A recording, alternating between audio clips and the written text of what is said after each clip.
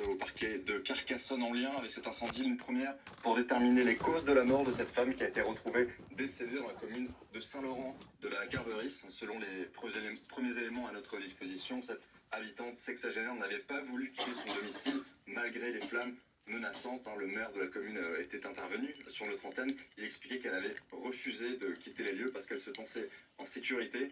Les investigations sont confiées à la gendarmerie de Durban-Corbière. Et enfin, une autre enquête a débuté aujourd'hui pour trouver cette fois les causes et les circonstances du départ de cet incendie, qui soit d'origine naturelle, accidentelle ou criminelle. Ce n'était pas encore vraiment une priorité jusqu'à maintenant, mais cette enquête a débuté et c'est une cellule pluridisciplinaire qui s'occupe des investigations, composée de membres de l'Office français de biodiversité, de pompiers et de gendarmes de Carcassonne et Montpellier.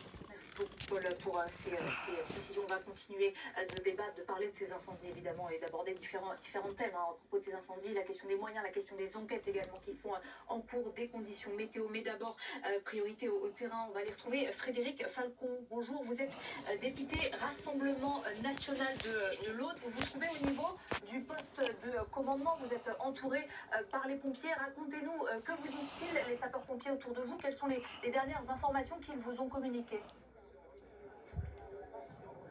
Écoutez, tout d'abord, c'est une immense tristesse. Nous venons de perdre 15 000 hectares. Vous avez rappelé le drame, un décès sur cette commune de Saint-Laurent-du-Var, enfin Saint-Laurent de la Gaberis, sur laquelle je me situe actuellement.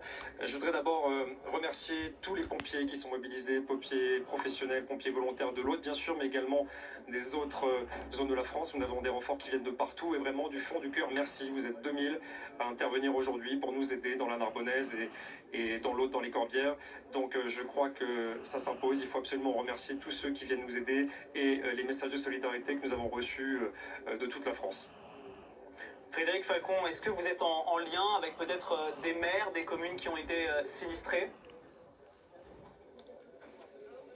Oui, alors effectivement, là je suis entouré d'élus.